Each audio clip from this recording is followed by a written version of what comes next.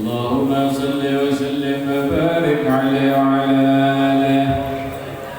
وحينما رجع صلى الله عليه وسلم من بطن أمه فرجع رافعا رفعه إلى السماء مرميا بذلك رافع إلى أن له شرفا على مجده وسماء. فكان وقت مولد سيد الكونين من الشهور شهر ربيع الأول ومن الأيام يوم الاثنين وموضع ولادته وقبره في الحرمين. وقد ورد أنه صلى الله عليه وسلم ولد مختونا مكحولا مقطوع السرعة تولد ذلك لشرف عند الله عيد الكترة. ومع كروزه إلى هذا العالم ظهر من العجائب ما يدل على أنه أشرف المخلوقين وأفضل الحبائب.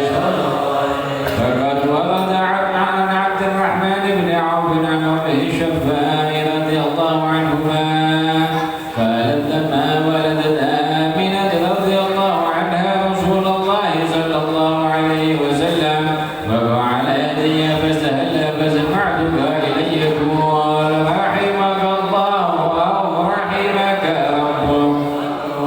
قالت الشفاء فأضاء لهما بين المشرق والمغرب حتى نظرت إلى بعض كسور الأمم. قالت ثم ألبسته وأجعته فلم أنشب عن غشيتي ظلمة وضعف ومشعرات عن يميني فسمعت قائلا يقول أين ذهبت به؟ قال إلى المغرب. فأسفر ذلك عني ثم عاودني الرعب والظلمة والمشعرات عن يساري فسمعت قائلا يقول أين ذهبت به؟ قال إلى المشرق. قالت فلم يزل الحديث مني على بال حتى ابتعثه الله فكنت من أول الناس إسلاما. فكم ترجمت سنة من عظيم المعجزات وباهر الآيات البينات بما يقضي بعظم شرف عند مولاه وأن عين يدي في كل حين ترعى وأنه الهادي إلى الصراط المستقيم. اللهم صل وسلم والصلاة والتسليم على سيدنا ونبينا محمد الرؤوف الرحيم. اللهم صل وسلم وبارك عليه. اللهم صل وسلم وبارك عليه وعلى آله.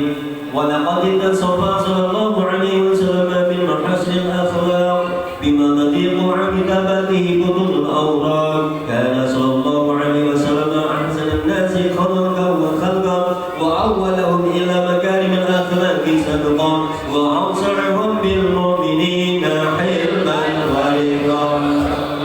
الرب فلا يقول ولا يفعل إلا معروفا ولفظ المحتوي على المعنى الجزم إذا دعاه المسكين وأجابه إجابة معجلة وهو الأب الشفيق الرحيم لليتيم والأرملة. وله مع سهولة أخلاقه الهيبة القوية التي ترتعد منها فرائس الأقوياء من البرية. ومن أسريد به تعطرت الطرق والمنازل وبعبر ذكره تطيبت المجالس والمحابس. فهو صلى الله عليه وسلم جميع صفات الكمالية والمنفرد بخلقه وخلقه بأشرف خصوصية. فما من خلق في البرية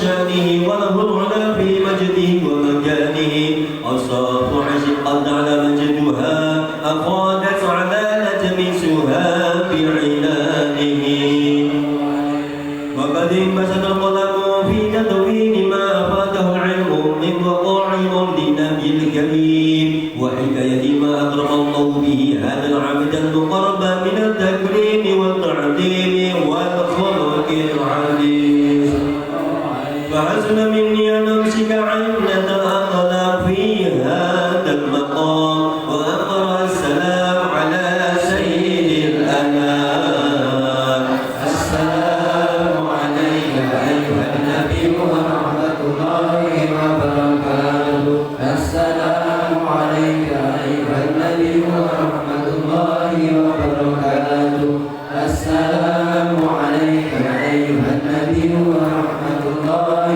وبركاته وبذلك يصل الخلق كما يصل القديم وعليه أفضل الصلاة والتسليم اللهم صل وسلم أسرف الصلاة والتسليم على سيدنا ونبينا محمد الرؤوف الرحيم اللهم صل وسلم وبارك عليه وعلى آله.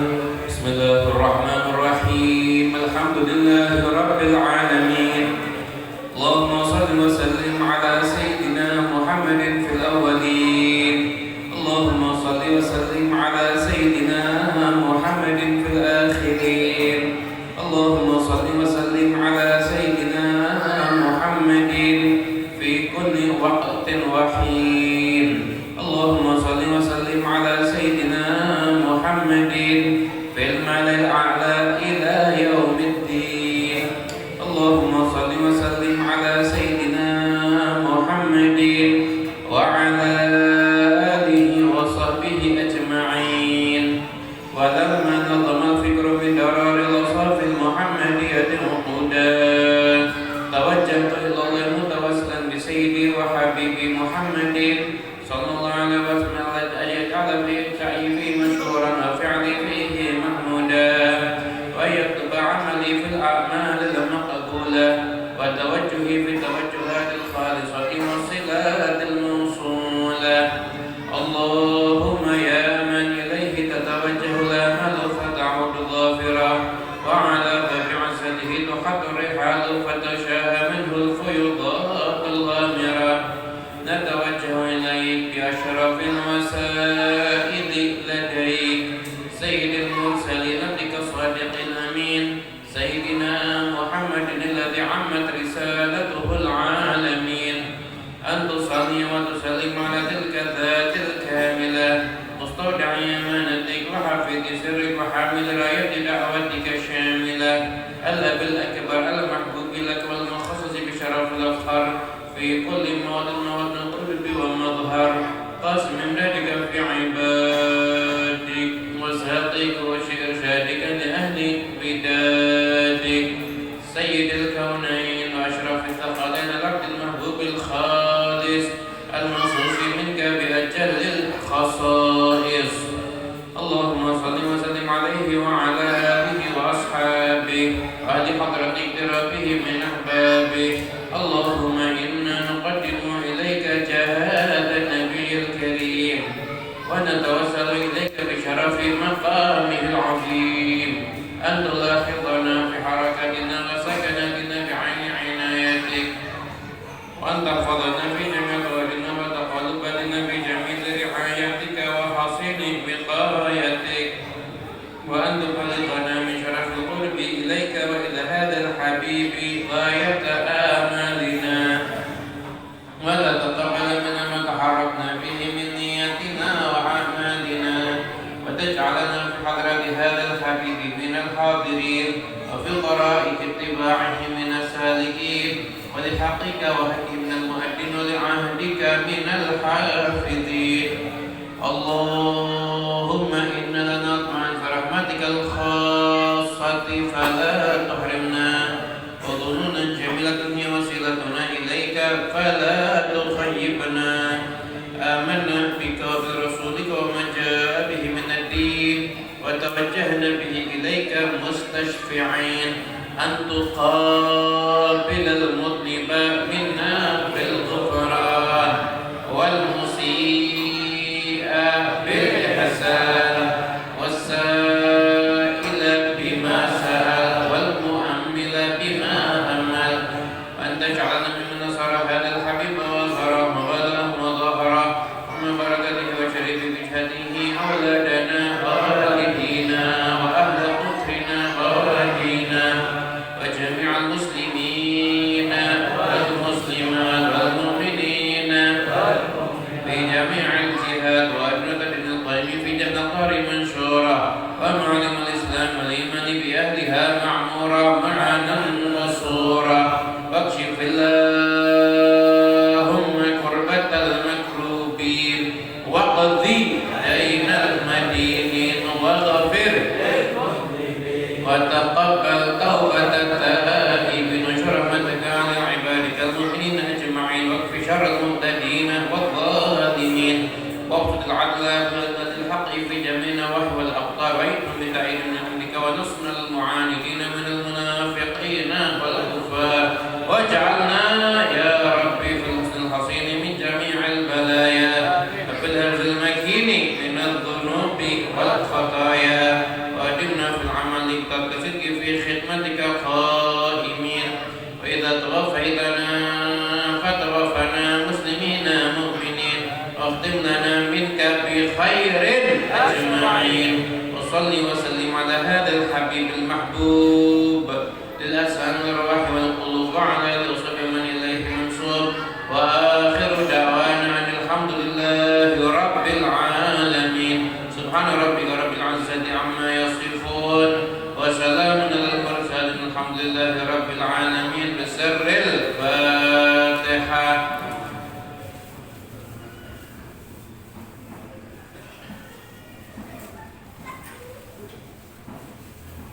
اللهم تقبل هذه الدعوات وعجل بالإجابة ومن بالبركة الصالحات واختم لنا بالخاتمة الحسنة عند الممر اللهم إنا نحمدك وخير خدمتك اللهم لا تحرمنا خير من عندك للشر معين اللهم إنا نسألك من كل خير أحاط به علمك في الدنيا والآخرة ونعوذ بك من كل شر أحاط به علمك في الدنيا والآخرة يا مالك الدنيا والآخرة ربي فاجعل مسلمنا بيدرس الختام أعطنا ما تسألنا من أبدك الإسلامي واكرم الأرواح منا بلقاء خير الأنام وابلغ المختار عنا من صلاة وسلام الحمد لله رب العالمين. بسم الله الرحمن الرحيم الحمد لله رب العالمين اللهم صل وسلم على سيدنا محمد مفتاح باب رحمة الله عدد ما في علم الله صلاة وسلاما دائمين بدوام ملك الله وعلى آله وصحبه ومن والاه أما بعد. Sedipun para habaib Fahmi Ahmad guru kita sedaya Abah Tayyib lan sedaya keluarga besar Yadais. Mugi-mugi kita sami tansah pinaringan barokah lan rahmatipun Gusti Allah Subhanahu wa taala. Amin Allahumma amin. Mugi sedaya ingkang rawuh pinaringan panjang yuswanipun, lancar sedaya urusanipun, barokah kesanipun. Amin Allahumma amin. Kita ngaji hadis dulu sebentar, nanti selanjutnya kita akan jawab pertanyaan-pertanyaan yang masuk insyaallah.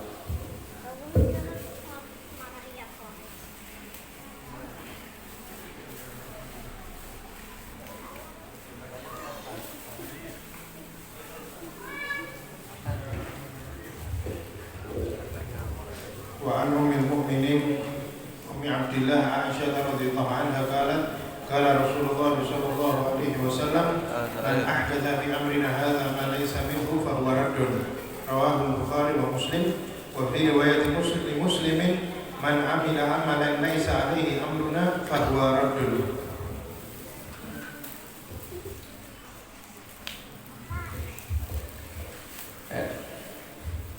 Hadis yang kelima diriwayatkan oleh Sayyidatuna Aisyah bahwasanya Rasulullah Shallallahu Alaihi Wasallam beliau bersabda,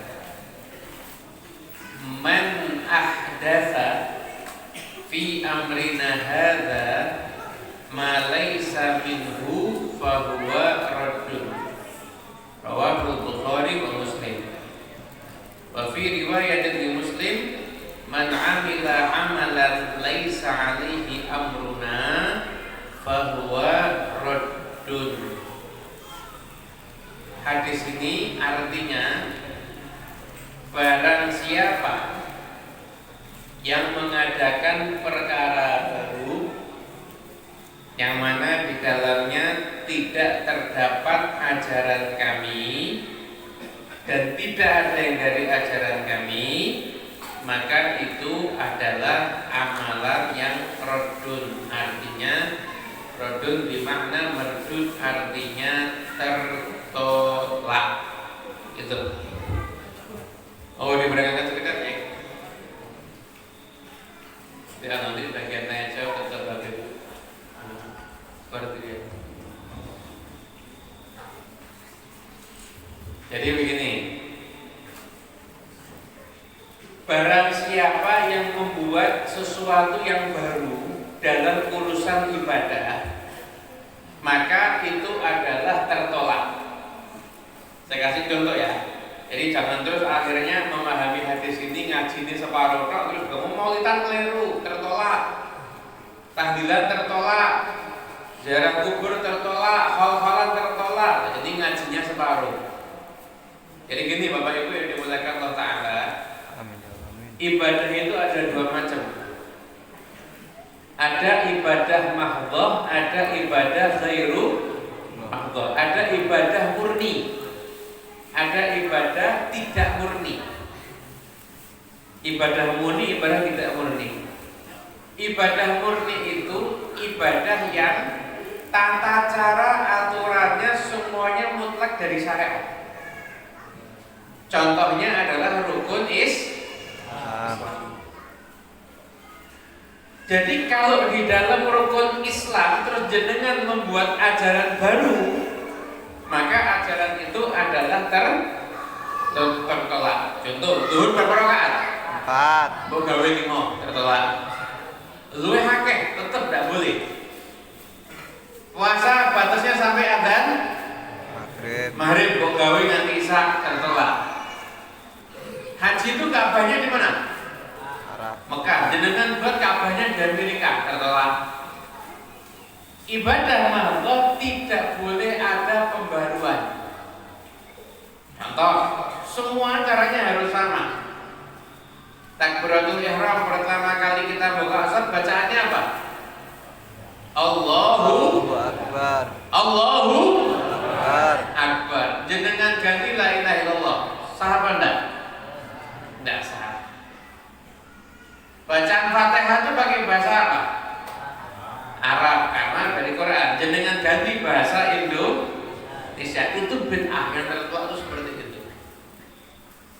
Paham ya? Tertua seperti itu dalam urusan ibadah. Artinya yang itu sudah merupakan urusan ibadah, tidak boleh dibuat ada pembaruan. Contoh. Saya kira wesane internet, saya kira haji live streaming tidak bisa. Nanti akan ada namanya metaverse. Jadi nanti orang pakai kacamata gitu, pergi kemana pun bisa. Pergi ke Amerika bisa gitu. Jadi nanti hajiku tak rono pakai peralatan tadi itu. Nanti berapa tahun lagi insya Allah akan keluar. Itu juga tidak diperbolehkan, nggak bisa. Artinya ibadah mahdhah itu aturannya harus sama. Itu ibadah. Kemudian ada hal baru dalam akidah. Dalam pulau kali panjenengan mengimani tentang rukun iman yang 6 ini. Yang ini iman sama Allah, iman sama para malaikat, iman sama kitab suci, iman sama para nabi, iman sama hari akhir, iman sama qadar. Cara mengimani harus seperti caranya nabi dan para sahabat. Tidak boleh membuat cara mengimani yang baru. Tidak beberapa cara mengimani yang baru. Contoh gini atau gini, atau begini. Di antaranya aja mungkin ini. Kita mengimani urusan Nabi. Nabi terakhir siapa? Nabi Muhammad SAW. Kok jenengan berkeyakinan ada Nabi lagi setelah Nabi Muhammad? Itu namanya bid'ah. Namanya itu dalam keyakinan. Paham ya? Di zaman Nabi ada enggak Muslim yang berbuat dosa besar? Ada enggak? Orang Muslim ketahuan mencuri, ada kan? Ada. Muslim ketahuan berzina, ada kan? Ada. Pernah enggak pelaku dosa besar dianggap kafir sama Nabi? Enggak pernah. Maka kalau ada orang menganggap sing mendem kafir, sing zina kafir, berkeyakinan begitu, keyakinan itu namanya juga bid'ah. Kenapa? Karena di dalam dia meyakini sesuatu tidak sama dengan Rasulullah Shallallahu Alaihi Wasallam. Ngapunten, gini. Orang-orang kafir Quraisy itu, kenapa kok nyembahnya patung? Kenapa? Karena dulu namanya Amir bin Luhai, pernah itu namanya Amir bin Luhai. Itu pertama kali dia itu buat patung, itu sarananya karena ada orang solehnya mati. Saya tuh dia buat patung, dia bilang sama masyarakat, patung orang soleh itu, kowe nek arep donga, aja langsung nyuwun teng Gusti Allah. Kowe nyuwun teng patung iki, nanti patung yang nyampekan kepada Allah. Jadi orang-orang kafir Quraisy itu sebagian mesti ngerti, jadi pangeran yo Gusti Allah, patung itu cuma perantara, cuma lama-lama keliru. Dia ke pangeran dan patungnya itu sama. Sekarang saya nanya, pernah tidak Nabi Muhammad membenarkan tindakan menyembah patung karena dianggap kode-kode nyembah Gusti Allah? Pernah tidak? Pernah. Orang apa-apa, orang kudu Muslim. Yang penting kowe iki nyembah Gusti Allah. Pernah tidak Nabi Muhammad bilang begitu? Ya pernah kan? Maka kalau ada orang membenarkan pelaku agama lain dengan bilang tidak apa-apa, kamu tuh tetap masuk surga, padahal agama yang bukan Islam itu juga bid'ah. Jadi kadang beda ini sing kekencengan, ini sing kelubaran, ini sing sidik-sidik haram, ini sing sidik-sidik halal. Tapi agama ki podo halal, kabeh ki mlebu swarga. Itu ya bid'ah. Kekencengan sidik-sidik, musyrik sidik-sidik, kafir ku ya itu. Ada orang biasa ada satu kota, nama kota tidak boleh disebut. Itu kalau malam suro biasa ada kebo yang dikelilingkan. Setelah itu ada kotoran terus rebutan ngeraukan kotoran. Langsung Allahumma berkah jodohku ayu. Kowe sentuk judune mlayu. Rau pantai. Nah, sekarang saya mau nanya, orang yang begitu itu musyrik atau tidak? Jangan bilang musyrik dulu, musyrik itu arti. Jenengan tidak tahu. Jenengan kan? Tidak tahu. Orang itu musyrik itu kalau nanggap ada Tuhan selain Allah. Jenengan cuma boleh bilang itu haram karena membasahi dengan sengaja badan dengan haram. Tapi nek musyrik tidak ada yang tahu itu hati mereka, tidak boleh gampang memusyrikkan orang lain. Paham ya? Nah itu hati-hati, urusan memusyrikkan itu bukan urusan sepele, itu bukan apa. Walaupun kita tidak setuju, kita tidak sependapat, tapi jangan gampang-gampang kita musyrik. Ojo melu-melu, ning ojo ngarani musyrik. Paham maksud saya? Musyrik itu keluar dari Islam loh Pak. Itu berarti kalau dia itu nikahnya bisa batal kalau dia dihukumi musyrik. Karena kalau ada agama Islam tidak bersembarangan ngomong orang musyrik. Paham ya? Karena musyrik itu hati, nganggap ada pangeran selain Allah, itu baru namanya musyrik. Sampai sini paham tentang bid'ah? Lebih kok ulama-ulama Habib kiai kok gawe maulidan, gawe manakipan, gawe kholwan iki jane apa nek tuntunane. Kan ada yang begitu. Gini Pak. Kalau ibadahnya itu selain ibadah ghairul makhluk, itu jenengan ikuti keadaan zaman boleh. Contoh. Quran itu tidak dikumpulkan begini zaman Nabi, tidak ada satu mushaf Quran itu di zaman Nabi. Satu mushaf itu ada baru zaman Sayyidina Abu Bakar Siddiq. Jadi kalau dikatakan yang tidak ada di zaman Nabi bid'ah, maca Quran ini ki bid'ah. Karena nggak ada di zaman Nabi. Paham ya? Terus Quran itu tidak ada titik, tidak ada harokat. Yang masih titik bukan Khulafaur Rasyidin, yang masih titik namanya Abul Aswad Ad-Du'ali. Yang pertama kali ngasih titik di Quran. Berarti di Quran yang jenengan ada titiknya ada? Ada baik bid'ah. Terus Quran yang bid'ah titik ya. Nganggo harokat. Ya, bid'ah pola. Dulu tidak ada. Lah, kenapa betul? Itu namanya. Jadi kalau ada sunnatan hasanatan, man sanna sunnatan, orang yang buat tradisi yang bagus dalam agama dan tidak melanggar syariat, nggak ngotak-ngatik yang ibadah mahdhah itu diperbolehkan, justru malah dapat pahala. Ada orang sekarang buat Quran pakai huruf Braille. Jadi biar saudara kita tunanetra bisa baca. Kowe nek mbok goleke tuntunane nganti sirahmu jebol, ora mungkin nemu. Nabi tidak pernah nyontoni, Nabi tidak pernah ngajari, sahabat tidak ngajari. Tapi berbuat seperti itu tradisi kebaikan, hukumnya baik, malah dapat pahala.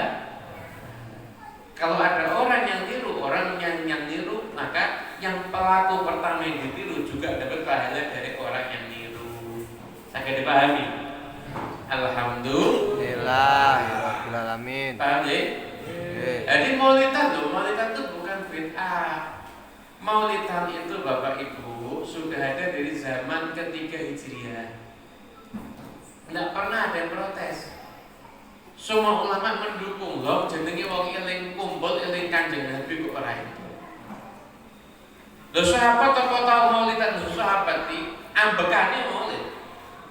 Lho saben dinten saben menit sing dieling-eling niku Kanjeng. Sahabat itu di pasar bahasnya Kanjeng Nabi, Pak. Jenengan di masjid tak bahas Kanjeng Nabi. Betul? Yang dibahas di sini pasar. Sahabat itu di pasarnya aja bahasnya Kanjeng Nabi. Ya mula nek wonten tiyang ngawontenaken maulid, itu bukan bid'ah, itu cara ngeling Kanjeng Nabi. Jadi tidak ada maulidan. Kapan sholawat sama Kanjeng Nabi? Kapan sholawat sama Kanjeng Nabi? Jarang. Mula enek mau lidan itu tidak bid'ah. Paham ya? Jadi tak kasih contoh. Umpama nih saya nih, umpama katakanlah Habib Muhammad didatangi orang. Habib, jenengan seneng maulidan. Nggih, terus kula seneng maulidan. Kok jenengan seneng maulidan kenapa? Maulidan itu apa diajarkan sama Nabi? Saya akan tanya balik gini. Maulidan itu yang pertama, maulidan dicontohkan Nabi atau dilarang sama Nabi? Beda. Kalau maulidan tidak dicontohkan Nabi, tidak hukumnya haram. Tapi kalau maulidan dilarang Nabi, baru hukumnya haram. Nah, maulid itu dilarang atau tidak sama Nabi? Tidak. Jadi perkara itu Pak, itu harus mikir. Yang ada perintahnya namanya wajib. Kalau perintah kuat, perintah tidak kuat namanya sunnah. Larangan tidak kuat namanya makruh. Larangan kuat namanya haram. Paham? Paham ya? Larangan tidak kuat namanya haram. Lah maulidan ada larangannya? Tidak. Ada perintahnya? Tidak. Berarti maulidan hukumnya mubah. Dilakoni monggo, nek dilakoni monggo. Ini nanti ada coba belasan terus. Aku nih bagiku maulidan ini hukumnya wajib. Ngawur.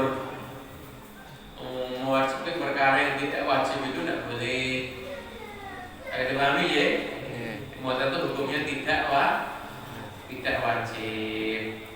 Utamakan itu tidak wajib. Tapi juga tidak boleh dihukumi haram. Bon, terus jelas ya? Jelas? Sallallahu Nabi Muhammad. Bon, tanya jawab sekarang.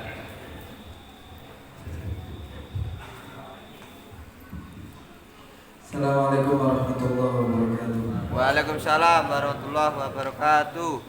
Assalamualaikum. Mau tanya bahwa apa amalan yang terbaik di bulan Ramadan? Di bulan Muharram. Ramadan. Amalan terbaik bulan Muharram.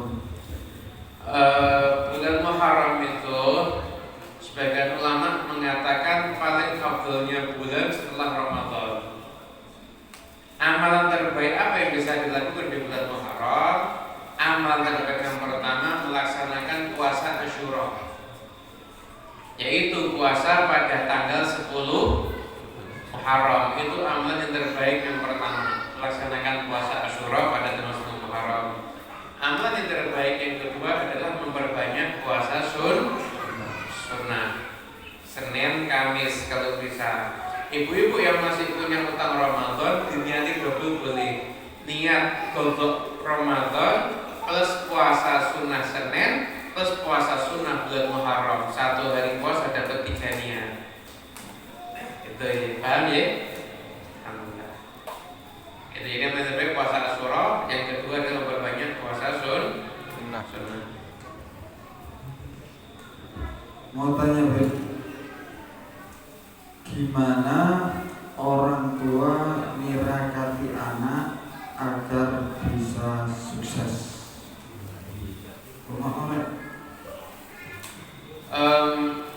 Di surat Al-Kahfi, ketika Nabi Musa dan Khidir alaihissalam masuk ke satu kampung pelit semua.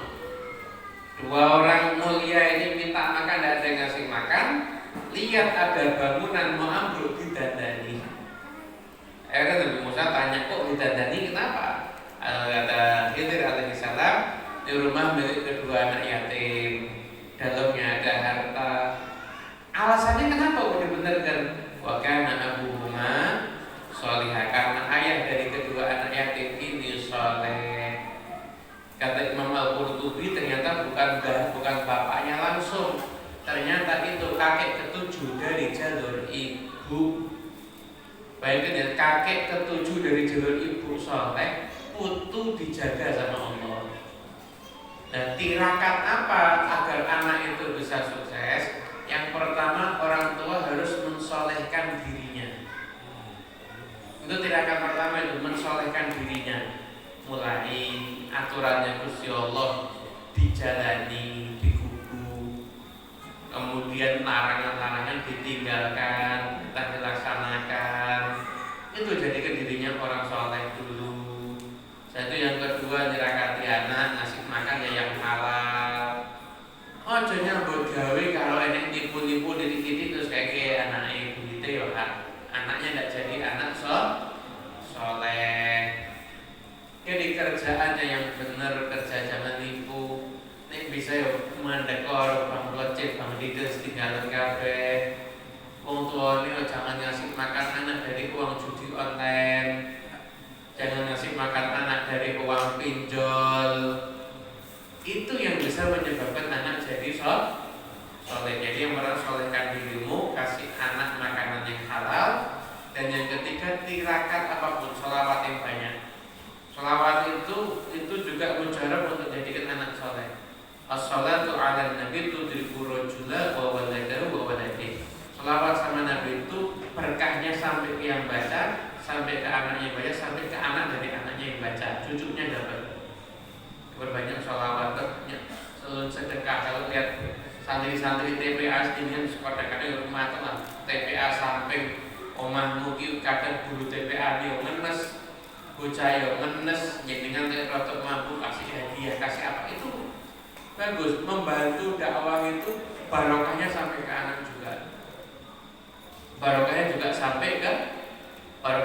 akan sampai ke anak. Ada seorang ulama, Abu Yusuf ulama dari mazhab Imam Abu Hanifah ditanya, kamu kok bisa alim banget, resepnya apa?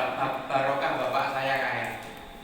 Lalu bisa apa? Orang lain bapaknya kaya tapi gak sesukses kamu. Ya bapak saya itu hobinya ngasih hadiah untuk para santri. Barokah itu akhirnya anaknya dijadikan orang-orang yang alim. Jadi support agama, membantu dakwah, ikut khidmat dakwah itu juga membantu tirakat juga untuk kesuksesan anak gitu.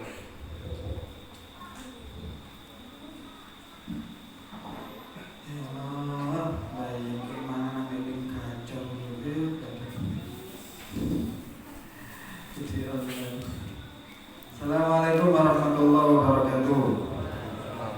Tanya Habib. Ya. 1. Bolehkah selesai sholat isya nyicil sholat sunat taubat? Gimana aku mau coba bolehkah sholat isya dicicil? Aku mau kaget aku. Sholat isya dicicil. Ini peleter lain. Sholat sunat dinyicil, sholat sunat taubat dan witir. Bolehkah selesai sholat isya nyicil sholat sunat taubat dan witir? Setelah itu jam 3 lanjut sholat sunat tahajud dan hajat? Tanda tanya. Gini, perhatikan. Buat anda yang suka nyicil sholat, tuh bagus daripada bagian sholat. Gini loh, sholat sunat, taubat dan hajat itu yang penting dilakoni tidak pada subuh, tidak pada asar. Setelah itu mau pada zuhur, pada maghrib, pada isya monggo. Gitu. Tapi kalian harus tahu yang paling penting itu bukan taubat, bukan hajat, witir. Taubat dan hajat itu mentok-mentoknya derajat sunat. Witir itu sunnah muakkadnya tidak pernah ditinggalkan sama Nabi. Jadi memang kudu sholat sunnah. Aku misalnya mau 3 rakaat, witir yang diutamakan. Jadi habis isya, jadi biar jenengan tahu urutannya ya, jenengan tahu urutannya ya. Setelah sholat isya yang paling utama apa? Witir, yang paling tinggi derajatnya itu witir. Kenapa? Karena di mazhab Imam Abu Hanifah witir itu sampai hukumnya wajib. Witir, kemudian ba'diyah, yang lain-lain itu nomor sekian. Paham ya? Taubat, hajat, istikharah, ngopo itu nomor sekian. Yang penting harus dimaksimalkan.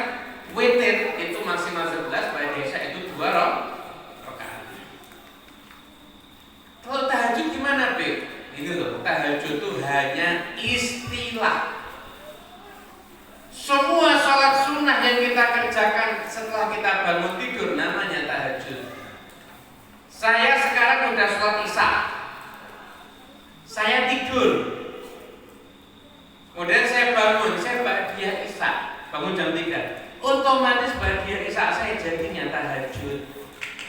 Habis ba'diyah isya saya witir, otomatis witir saya jadinya tahajud. Tahajud itu hanya paham ya? Jadi untuk sholat sunnah maksimalkan habis ba'diyah isya, habis sholat isya, ba'diyah isya saya itu yang perlu diprioritaskan itu dan witir itu sunnah kalau terakhir misalnya semua taubat cuma hajat monggo, taubat hajat kemudian witir yang terakhir. Jadi mau nyicilnya modal apapun juga yang penting yang terakhir itu witir. Paham? Alhamdulillah, monggo saya paham untuk mengakhiri utama tunas. Amin ya Allah. Saya nggak paham juga. Amin ya Allah. Tuh, dia nyicil sholat itu nyicil utang dulu.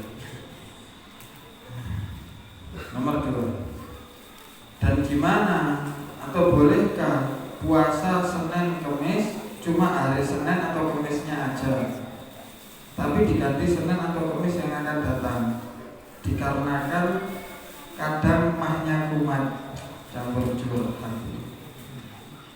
Tidak ada masalah. Ada masalah. Puasa sunnah Senin Kemis itu dilakukan di Senin yang boleh, Kemis yang boleh, kadang Senin kadang Kemis boleh, tidak ada masalah.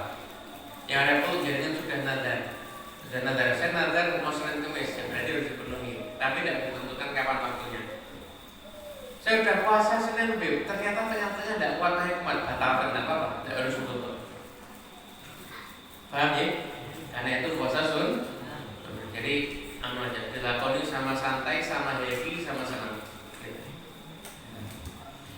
Ada pengalaman Beb. Jadi ada waktu itu ada yang puasa, dia membatalkan puasa dengan alasan mahnya kumat, cuma telur piring Beb. Imah model apa ya? Mangan ini. Mama. Tidak takkan dulu kok batal dulu aku mah mau makan telur piring. Itu realitas mama. Begitu juga puasa al-yaumul bid, apakah diharuskan 3 hari berturut-turut atau salah satunya tanggal itu? Oh 3 hari, kalau yaumul bid 3 hari, 13, 14, 15. Tidak bisa 14, 15, 16, tidak bisa 15, 16, 17. Itu lebih 3 hari berturut-turut kalau yaumul bid. Kalau satu dok tidak boleh, kalau satu dok ya tidak maksimal, ya dapat sunnah tapi tidak maksimal. Sunnahnya itu 3 hari. Sowan sing takok ya. Sowan poso suami nyicil sowan sedemai.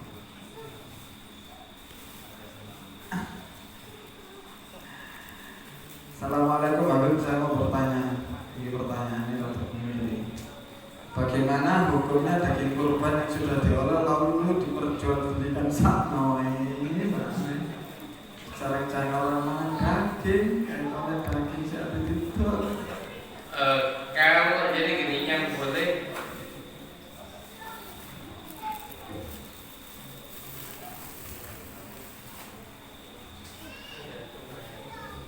jadi daging kurban itu beda penerima, beda hukum. Kalau orang mampu terima daging kurban, pilihannya cuma 2, makan sendiri, kasih ke orang. Kasih orang tuh kasihkan dioper mentah atau disuguhkan dalam keadaan matang orang lain satu. Kemudian kalau yang nomor 2, kalau dengan orang yang tidak mampu terima daging kurban bebas, mau dijual juga boleh. Nah kalau saya tadi ini, jadi daging kurban juga boleh dijual kalau orang yang tidak mampu boleh. Kalau orang yang mampu itu tidak boleh. Tak mampu daging kurban didol gawe kakek Zeus, bahaya ini. Nomor 2, sedekah subuh baiknya sebelum adzan atau sesudah adzan JB. Sedekah subuh setelah adzan, kemarin belum subuh namanya. Sahur itu.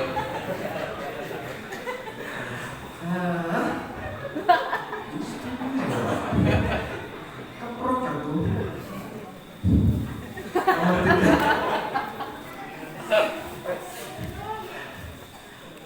Mana yang harus didahulukan, bakti kepada orang tua atau guru? Kalau gini, kalau kita baca di literatur kitab-kitab kuning, guru itu lebih didahulukan. Tapi harus ngerti, dulu itu guru, levelnya kayak Imam Malik, Imam Syafi'i. Jadi guru itu bukan cuma didik murid, tapi juga dandani hati murid dengan pandangannya itu bisa. Kalau gurumu levelnya wali, ya mendahulukan guru tanpa mengorbankan orang tua. Cuma zaman sekarang sudah langka guru model begitu. Langka. Zaman sekarang itu kan karomah wali ditentukan dengan konten YouTube biasanya. Ada wali beneran sudah langka itu. Lalu zaman sekarang tetap orang tua didahulukan dalam urusan berbakti. Tapi kalau dalam urusan meminta pertimbangan syariat dan gurunya itu orang alim, soleh, orang yang zuhud, tidak cinta dunia, dan orang yang yulaqanu bil hikmah, yang dari lisannya keluar kalimat-kalimat hikmah, maka urusan pertimbangan pendapat itu didahulukan. Tapi kalau bakti tetap utamakan orang tua, tapi juga berbakti kepada guru. Bisa dipahami ya? Walaupun di kitab-kitab ya mesti guru dulu, tapi jangan lupa guru dulu betul-betul al-furuh, ayahnya rohani, bukan cuma sekedar ngajar. Dulu itu guru kalau punya murid, cintanya sama muridnya dengan cintanya sama anaknya sama. Dulu. Guru sekarang udah susah begitu. Pasti lebih cinta sama anak dibandingin sama murid. Udah beda kondisinya. Sekarang sudah beda kondisinya udah beda guru zaman sekarang gitu. Makanya tadi urusan bakti dahulukan orang tua, tapi tetap berbakti sama guru. Tapi urusan pendapat yang terkait dengan hukum-hukum syariat atau terkait dengan kebijakan di dalam bermasyarakat, maka mungkin guru itu lebih diutamakan karena tentunya guru yang lebih banyak ilmunya. Jadi kalau ayahnya juga orang tuanya juga ulama sudah, maka ya ini bisa ditaati dua-dua. Kalau tidak bisa ya pokoknya kalau mengikuti guru jangan sampai menyakiti orang tua, mengikuti orang tua jangan sampai menyakiti guru. Intinya gitu. Jadi tidak usah ditanding-tandingkan. Ojo dibanding-bandingin. Besar kandang. Jadi walaupun gurunya itu nggak bisa bahasa semut kan ya.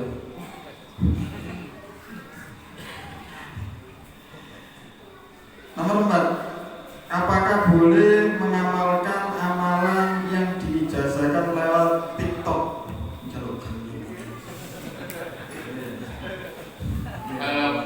Bolehkah mengamalkan amalan dari TikTok? Mengamalkan amalan ijazah di sosmed boleh, selama kita kenal pemberi ijazahnya, orang yang bisa dipercaya, dipuji langsung itu boleh, tidak ada masalah. Sahabat itu kadang menerima amalan tidak langsung dari Nabi, tapi dari sahabat yang lainnya. Tapi menerima dari sahabat yang sama karena sanadnya sambung ke Nabi walaupun tidak ketemu, seperti dari ijazah dari gitu. Itu jelas ya. Assalamualaikum warahmatullahi wabarakatuh. Pertanyaan 1.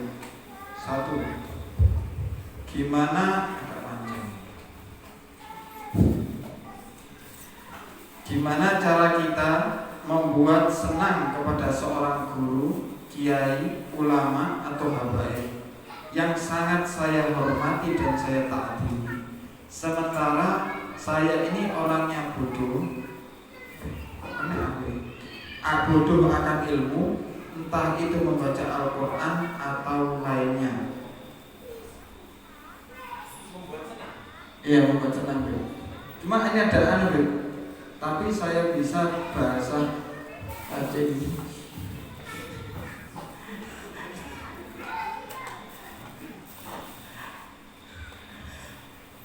Jadi gini, ada orang cinta sama seorang guru. Dia pengen menyenangkan hati gurunya, tapi dia tahu saya tidak bisa apa-apa. Jadi menyenangkan, jadi gini, sambung hati dengan guru. Setelah sambung hati dengan guru, itu ada beberapa cara. Yang pertama adalah dengan menjalankan nasihatnya sebisa mungkin. Jadi perkara-perkara yang dari guru kita itu kita amalkan, itu yang pertama. Yang kedua, sebisa mungkin ikut menyebarkan ilmunya guru kita. Sebisa mungkin. Guruku bilang begini, guruku cerita begini sama orang lain. Ini ada guru saya, kamu ikut tak ngaji guru saya? Kamu dengarkan ilmunya gimana? Itu namanya cinta sama guru seperti itu. Menyenangkan guru seperti ini, menyampaikan ilmunya guru, menyampaikan ilmunya guru.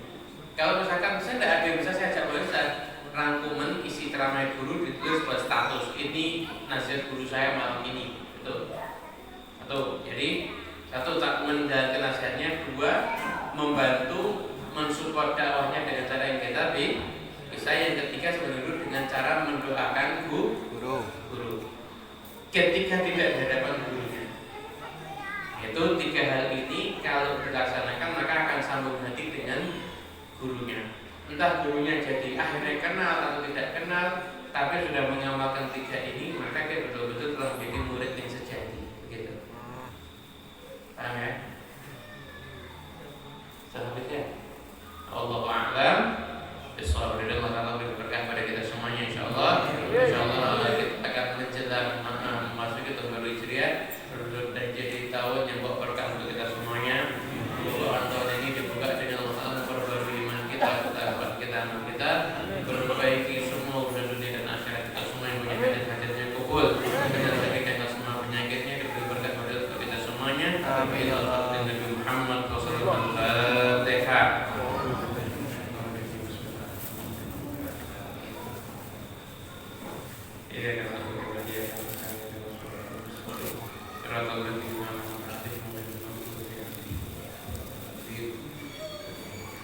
Saya cukup sekian. Wassalamualaikum warahmatullahi wabarakatuh. Waalaikumsalam warahmatullahi wabarakatuh.